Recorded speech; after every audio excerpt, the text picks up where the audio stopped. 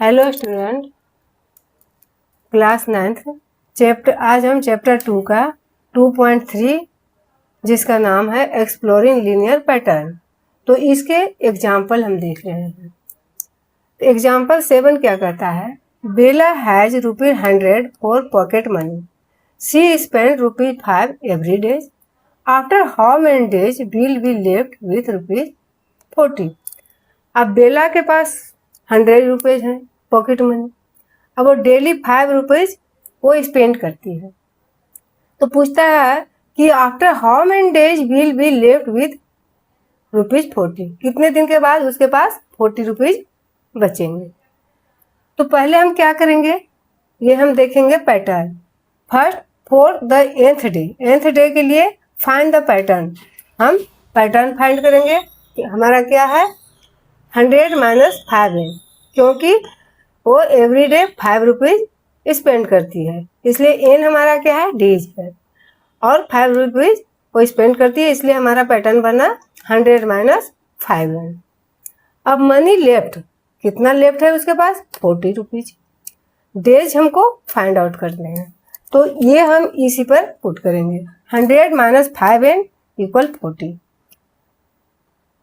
तो इसमें क्या करेंगे, इसको इसमें से माइनस करेंगे हम। हाँ, इसको इधर ले आएंगे। 100 - 40 = 5n। तो 5n = कितना आ गया हमारा, 100 में से 40 माइनस किए तो 60। तो n = क्या हो जाएगा हमारा 60/5। तो n हमारा क्या आ गया 12 आ गया।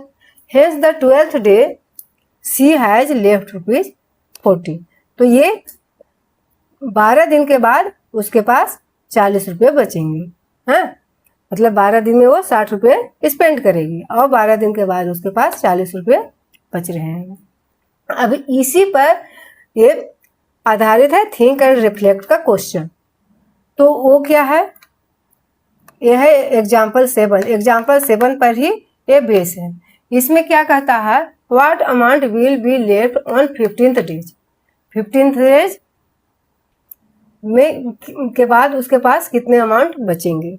How many days will it take for the entire amount to be spend, और पूरे अमाउंट को खर्च करने में उसको कितने दिन लगेंगे।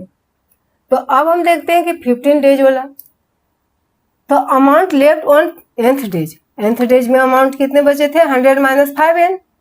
तो amount left on 15th days, तो इसमें क्या हो गया 100 - 5 इंटू n की जगह पर हम 15 रख देंगे।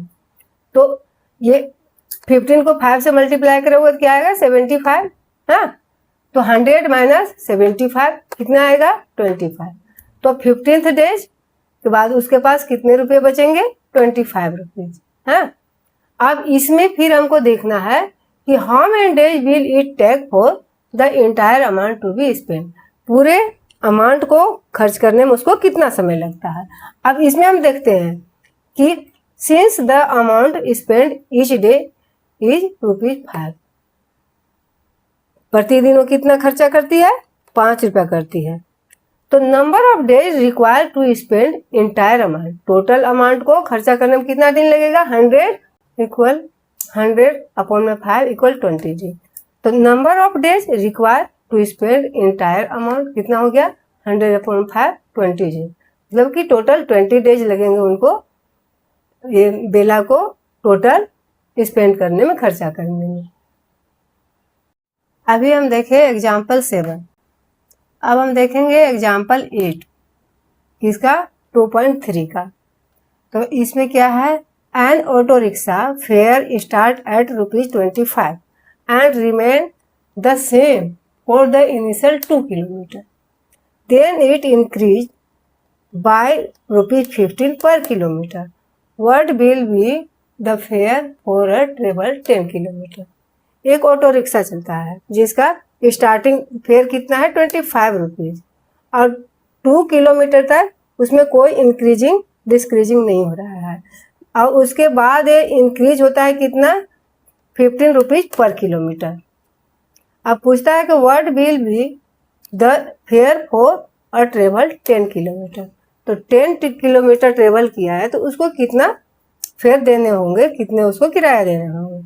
तो इसके लिए हम क्या करेंगे, अब इसमें हम देखते हैं, ये हम सॉल्यूशन में observe fair for travel of n kilometre. हमको ये पैटर्न देखने हैं कि ये किस पैटर्न पर है। पहले आप लोग को बता चुके हैं कि ये पूरा ही एक्सरसाइज पैटर्न पर बेसिस है।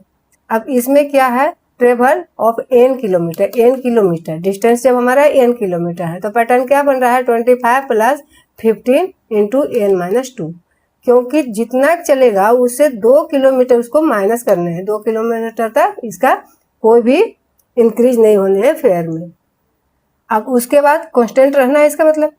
उसके बाद फेयर फॉर ट्रेवल 10 किलोमीटर। अब 10 किलोमीटर के लिए क्या होगा, यही पैटर्न हम इस पर लागू करेंगे। 25 प्लस 15 इंटू 10-2, n हमारा क्या हो गया 10, तो 10-2 फिर आ जाता है 10-2 करेंगे तो क्या होगा 8 होगा। 25 प्लस 15 इंटू 8। अब इसको कर दिए, 15 8 जा क्या होता है 120 होता है, तो 15 प्लस 120 आ गया। अब ये क्या हमारा हो गया 145। तो 10 किलोमीटर के लिए हमारा किराया कितना हुआ 145 रुपीज। अब इसी का एग्जाम्पल 8 का थिंक एंड रिफ्लेक्ट क्वेश्चन है हमारा। तो उसमें क्या कहता है, क्वेश्चन कहता है for how many kilometre will the fare be ₹130। अब 130 रुपये वो फेयर है, तो कितने किलोमीटर चला है, तो कितने किलोमीटर का फेयर हमारा 130 होगा। कोई बात नहीं, एक्सप्रेशन हमारा क्या है 25 प्लस 15 इंटू n-2। एक्सप्रेशन हमारा यही रहेगा। When n is the number of kilometer and n greater than and equal to 2, जब n हमारा या तो 2 से बड़ा हो या 2 के बराबर हो। हाँ, अब अकॉर्डिंग टू क्वेश्चन क्या कहता है, हमारा फेयर क्या है 130 है। अब इसी इक्वेशन पर इसको हम पुट करेंगे, इसी पैटर्न पर 25 प्लस 15 इंटू n-2 इक्वल 130। तो ये जो बाहर होता है इससे हम ये दोनों को मल्टीप्लाई करेंगे। पहले n से मल्टीप्लाई करेंगे फिर -2 से करेंगे।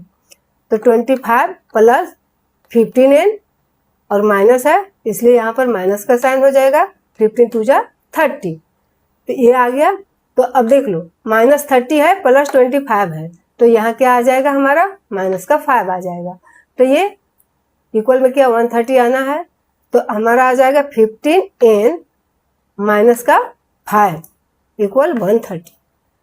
अब ये -5 है उसको उधर हम 130 में प्लस कर देंगे, क्या आ जाएगा 15n इक्वल 135। तो n इक्वल क्या होगा 135 अपॉन में 15। तो 15 से इसको हम डिवाइड करेंगे, कितना हो जाएगा 9। 15 9 जा 135 होता है, 9 आ गया। अब hence for 9th kilometre fair is 130, इसलिए 9 किलोमीटर के लिए हमारा किराया होगा 130 रुपये। 130 रुपये कितने किलोमीटर का होगा 9 किलोमीटर के लिए। Thank you. अब आगे हम एक्सरसाइज 2.3 देखेंगे।